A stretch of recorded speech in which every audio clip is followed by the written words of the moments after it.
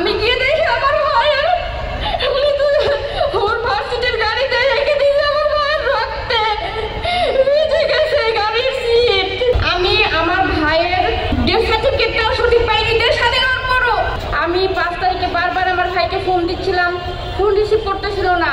আর পরবর্তীতে আমি জানতে পারলাম যে আশুলিয়াতে সকাল 9টা থেকে গোলাগুলি শুরু হয়েছে। আশুলিয়া থানা পুলিশ, স্থানীয় যে আওয়ামী লীগ, ছাত্রলীগ, স্বেচ্ছাসেবক লীগের যারা ছিল সবাই মিলে এই বাইপেলকে ছাত্রদের দখলে যেন না যেতে পারে, বাইপেল ছাত্ররা যেন আন্দোলনে একত্রিত না হতে পারে, সেই জন্য এই পুলিশ সহ আওয়ামী লীগের সকলেই এই গোলাগুলি শুরু করে দিয়েছে সকাল 9টা থেকেই।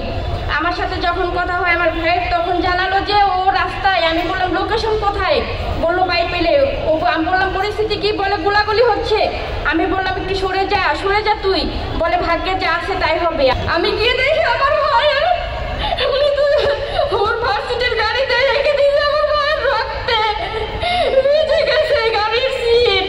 যমুনা আছে বলে লাইফ। যমুনা রেফ্রিজারেটর, খাবার ফ্রেশ তো লাইফ জম্পেশ।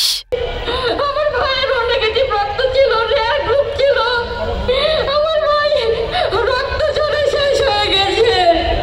আমার ভাইয়ের বুকে গুলি করা ছিল, একটা গুলি আমার ভাই সব রক্ত শেষ করে দিয়েছে।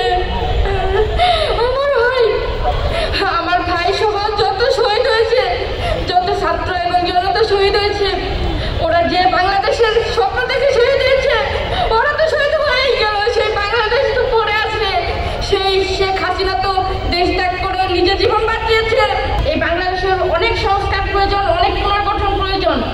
আমি আমার ভাইয়ের ডেথ সার্টিফিকেটটাও সঠিক পাইনি। দেশ স্বাধীনের পরও 6 তারিখে যখন ওর ভার্সিটি থেকে জানাজা শেষে আমরা নিয়ে আসছি সোহরাওয়ার্দীতে, ওর ভার্সিটির টিচাররা সহ আমরা নিয়ে আসছি ডেথ সার্টিফিকেট জন্য। সোহরাওয়ার্দী থেকে বলেছে যে উপরে নির্দেশনা আছে, আমরা কোনো গুলিবিদ্ধ হওয়ার সার্টিফিকেট দিতে পারবো না। এটা আমাদের আগের যে রেজিস্টার ছিল সেটা ডিবিএ এসে নিয়ে গেছে। এই যে দেশ স্বাধীন হয়েছে 5 তারিখে, 6 তারিখেও তারা বলছে যে উপরে নির্দেশনা আছে, এই সেটআপটা চেঞ্জ করতে হবে। তার পরবর্তীতে আবার আমি হাবিব হসপিটাল থেকেও আমার ডেথ সার্টিফিকেট সংগ্রহ করার চেষ্টা করছি, ডকুমেন্ট সংগ্রহ করার চেষ্টা করছি যে ওখানে ওকে নেওয়া হয়েছে। সেই রেজিস্টারটা পর্যন্ত আমাকে দেখতে দেওয়া হয়নি। এই স্বৈর শাসকের যে সেটআপ, এটা চেঞ্জ করতে হবে। আমাদের বাংলাদেশকে আবার পুনর্গঠন করতে হবে। আমার ভাই সহ সকল শহীদরা তাদের জীবন বিসর্জন দিয়ে গেছে, কিন্তু আমাদের কাজ শেষ হয় নাই।